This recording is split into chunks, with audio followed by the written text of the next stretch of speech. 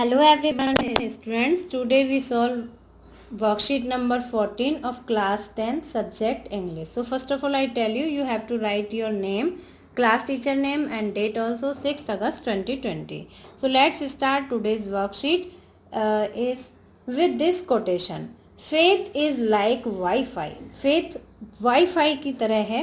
It is invisible, यह अदृश्य होता है, but it has the power to connect you to what you need. लेकिन इसमें इतनी शक्ति होती है जो कि तुम्हें जोड़ सके. कनेक्ट यू मीन्स जोड़ सके, टू वॉट यू नीड जिसकी तुम्हें ज़रूरत है. जिसकी तुम्हें ज़रूरत है उस चीज़ से ये तुम्हें कनेक्ट कर सकती है. ये ऐसी पावर होती है. और वो पावर कौन सी है? वो पावर है फेथ. अब नेक्स्ट देखते हैं एनोनिमस. एनोनिमस मीन्स होता है अननोन पर्सन. किसने लिखा है? वी डोंट नो, हमें नहीं पता है. So now read the following extract carefully and answer the questions that follows. अब आपको ये एक्सट्रैक्ट बहुत ध्यान से पढ़ना है और इसके क्वेश्चंस के आंसर देने हैं. अब ये जो एक्सट्रैक्ट है ये लिया गया है a letter to God chapter से. इसके ऑथर हैं जीएल फ्लुएंस. अब स्टार्ट करते हैं बच्चों.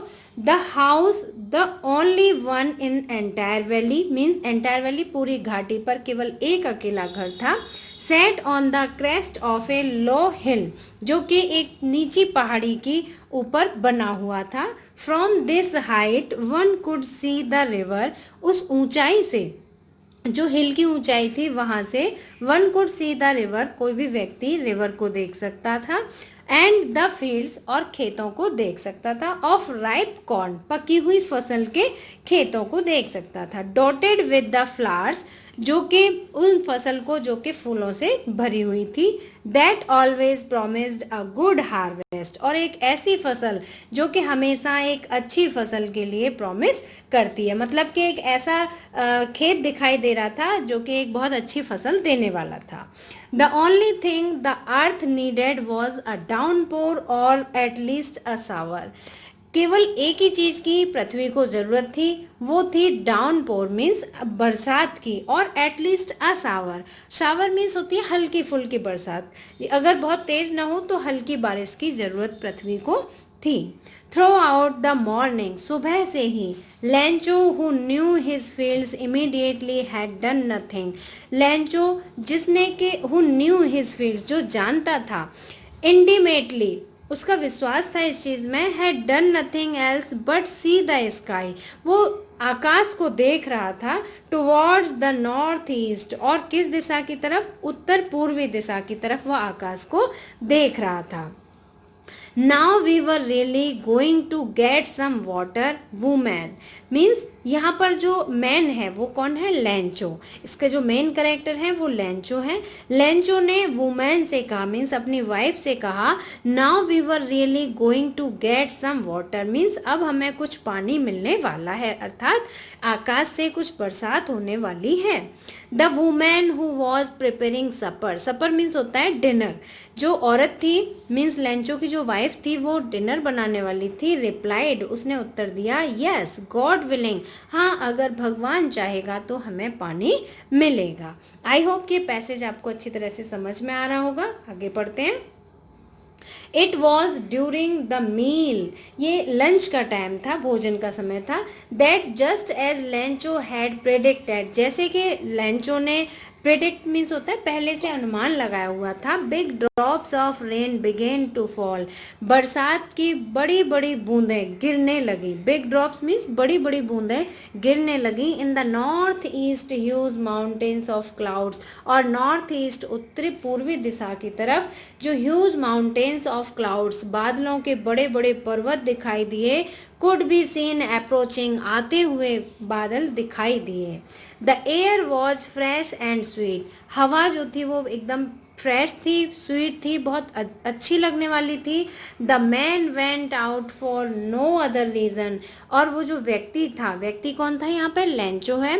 Went out for no other reason than to have the pleasure of feeling the rain on his body. वो उसके बाहर आने का देन हैव द प्लेजर मतलब कोई और कारण नहीं था बल्कि द प्लेजर ऑफ फीलिंग उसे महसूस करनी थी खुशी. The rain on his body अपने शरीर पर बरसात की कुछ बूंदें लेकर खुशी को महसूस करना था.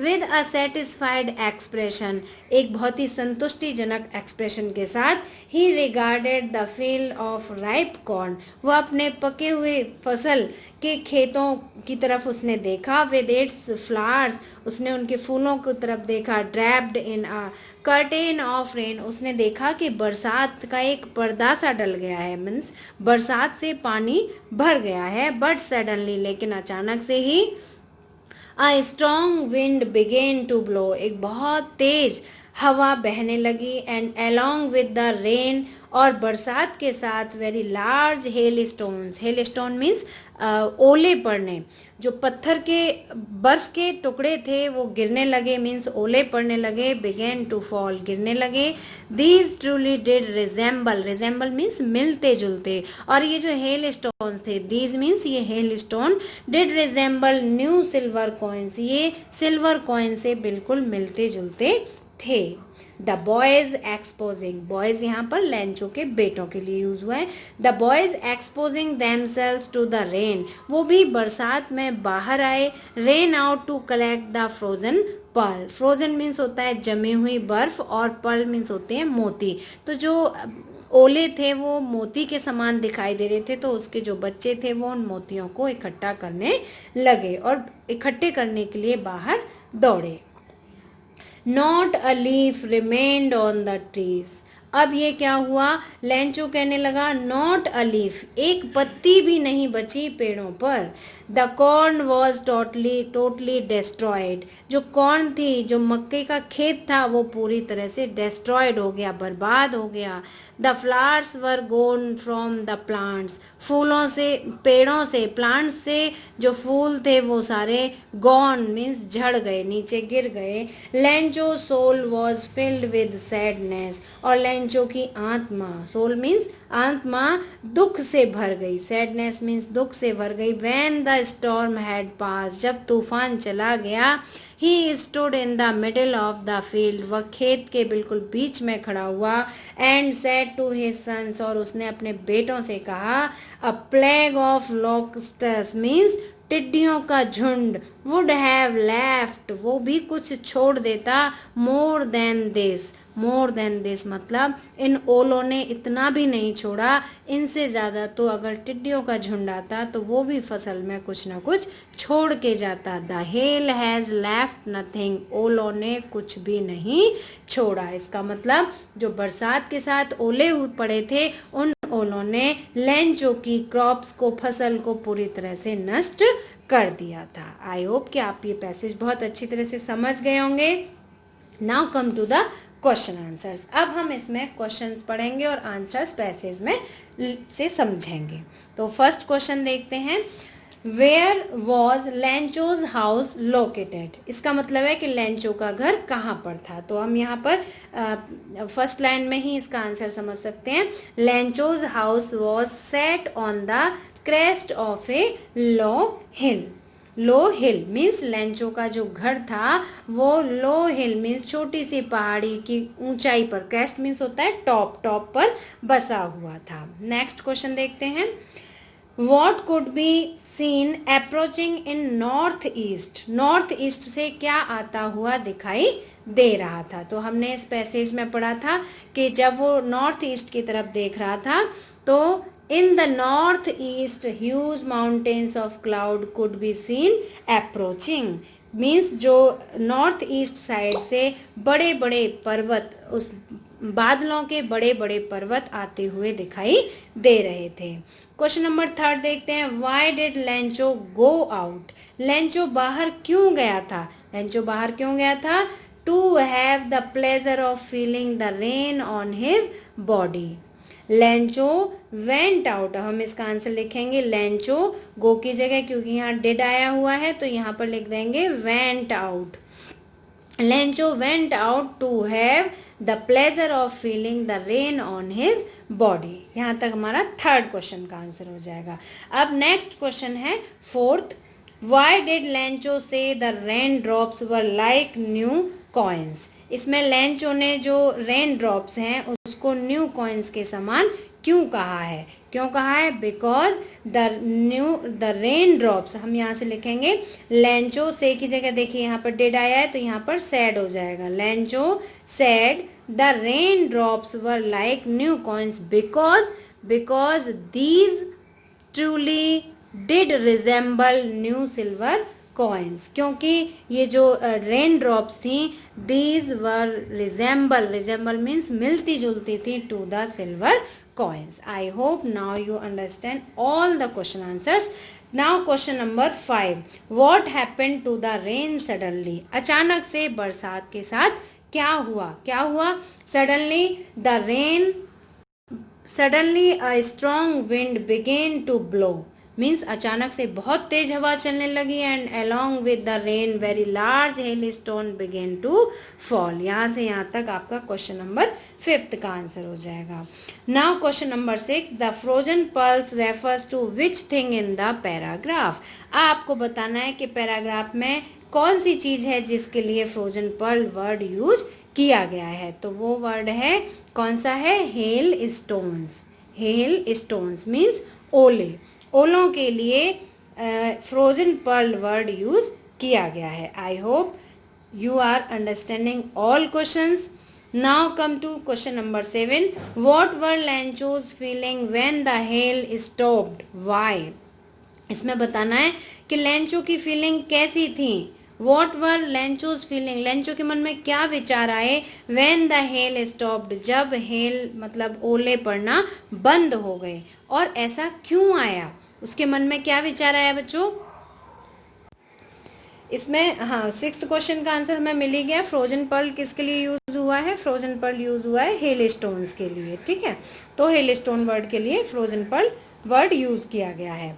नेक्स्ट देखते हैं question number 7, what were Lencho's feeling when the hail stopped? Why? अब इसमें बताना है कि जो लेंचो की क्या फीलिंग्स थी व्हेन द हेल स्टॉप्ड, जब ओलावृष्टि बंद हुई। And why? और ऐसी फीलिंग्स क्यों थी? तो इसमें हमें लिखना है Lencho soul was filled with sadness. Lencho की जो आत्मा थी वो दुख से भर गई थी। When the swarm had passed, जब वो टिड्डियां जो ओलावृष्टि थी जब वो बंद हो गई, he stood in the middle of the field and said to his sons, और उसने अपने बेटों से कहा था, a plague of locusts would have left more than this. मतलब कि अगर खेत में टिड्डियों का झुंड भी आ जाता तो वो भी इन ओलों से कुछ अधिक छोड़कर जाता। The hell has left nothing, लेकिन ओलों ने फसल में कुछ भी नहीं छोड़ा। एंड वाई का मतलब हमें यही बताना है कि क्यों वो दुखी हुआ था। तो the hell has left nothing means his corn was totally destroyed. Last में हमें ये भी ऐड करना है, his corn was totally destroyed means उसकी फसल पूरी तरह से नष्ट हो गई थी। अब क्वेश्चन नंबर 8 देखते हैं। क्वेश्चन नंबर 8 है, find the word from the passage which means options given in the bracket. आपको बताना है वो शब्द जो पैसेज में यूज किए गए हैं और जिनका meaning option given in the bracket. Bracket में 2 ऑप्शन दिए हुए हैं, इनमें से कोई एक वर्ड है जिसका मीनिंग सेम वही है। तो पहला है very closely. Very closely means होता है बहुत ही नजदीक, तो टोटली इसमें नहीं है। इसका करेक्ट आंसर है इंटीमेटली। इंटीमेटली मीन्स बहुत ही नजदीक, वेरी क्लोज। सेकंड है फोरकास्ट। फोरकास्ट मीन्स होता है भविष्यवाणी करना या पहले से ही अनुमान लगा लेना। तो एक्सप्रेशन नहीं है तो इसका करेक्ट आंसर है प्रिडिक्टेड। प्रिडिक्टेड मीन्स होता है पहले से ही अनुमान लगा लेना। नेक्स्ट है कंटेंटेड। कंटेंटेड मीन्स होता है संतुष्टजनक, संतुष्टि होना। तो ड्रैप्ड नहीं है इसमें। ड्रैप्ड मीन्स होता है कवर कर देना, किसी चीज को ढक देना। तो कंटेंटेड का है सेटिस्फाइड मीन्स संतुष्ट हो जाना। To take after. Take after means होता है मिलते जुलते हुए। तो एक्सपोजिंग नहीं है इसका आंसर। इसका जो करेक्ट आंसर है वो रिजेंबल है। रिजेंबल मीन्स होता है मिलते जुलते हुए, ठीक है। नेक्स्ट देखते हैं E insects which fly in big swarm. Swarm means होता है ग्रुप। स्वार्म एक कलेक्टिव नाउन है। स्वार्म वर्ड यूज किया जाता है उन इंसेक्ट्स के ग्रुप के लिए जो कि हवा में उड़ते हैं। तो ग्रुप एंड डेस्ट्रॉय क्रॉप्स, जिन्होंने कि फसल को नष्ट कर दिया था, मतलब जो फसल को नष्ट कर देते हैं वो उन इंसेक्ट्स के ग्रुप को कहा जाता है। तो इसमें पूछा जा रहा है इंसेक्ट्स, उस इंसेक्ट्स का नाम बताना है कि वो कौन सा है। तो वो हेल नहीं है बल्कि वो है लोकस्टस। लोकस्टस मीन्स टिड्डियां, टिड्डियों का जो झुंड होता है वो फसल को नष्ट कर देता है।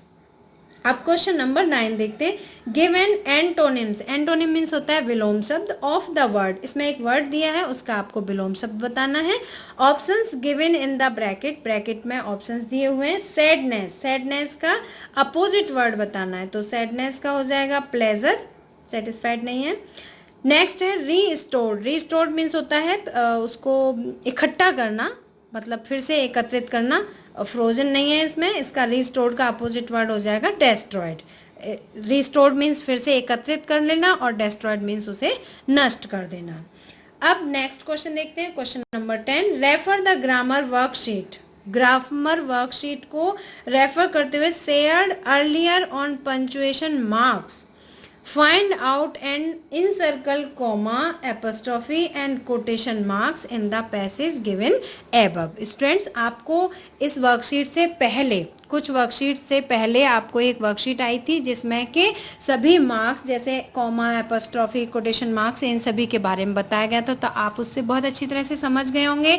और अब हमें इसमें क्या करना है, इन सर्कल मीन्स उनको सर्कल करना है, इस तरह से सर्कल करना है comma, apostrophe and quotation mark in the passage. तो अब हम यहाँ पर पैसेज पर चलते हैं, जहां भी कॉमा होगा, एपोस्ट्रॉफी और कोटेशन मार्क होगी उसे हम इन सर्कल करेंगे। तो यहाँ पे हम स्टार्टिंग सबसे पहली लाइन देखते हैं इसकी। यहाँ पे सबसे पहली लाइन में था फेथ इज लाइक वाईफाई, इसमें देखिए ये जो मार्क ये है, आपको इस तरह से ये लाइन भी लिखनी पड़ेगी और लाइन के साथ यहाँ पे सर्कल करना है। सर्कल किस पे करना है, ये है कोटेशन मार्क, ये आप देख रहे हैं डबल इन्वर्टेड कोमा है यहाँ पर, ये कोटेशन मार्क है, ठीक है। इसके अलावा कोमा, जहाँ कोमा है वो भी ये कोमा है, इसे भी आपको सर्कल करना है, कोमा को सर्कल करना है। इसके अलावा इस पैसेज में जहां भी कोमा का यूज किया गया है वहां भी आपको सर्कल करना है। जैसे आपको ये लाइन भी लिखनी होंगी और इसके साथ में ये डबल इन्वर्टेड कोमा को सर्कल करना है। ये है कोटेशन मार्क और ये है कोमा, आप यहाँ इसमें देख सकते हैं, ये फिर से दोबारा से यहाँ पर कोटेशन मार्क है और कॉमा भी दिया हुआ है। तो इस तरह से आपको इस पैसेज में आए हुए सभी कोटेशन मार्क्स और कॉमा को आपको सर्कल करना है। So students, I hope now you understand this worksheet very well. So we will meet again in next educational video. If you like this video, please like, share and subscribe. Till then, bye bye. Good luck to all of you.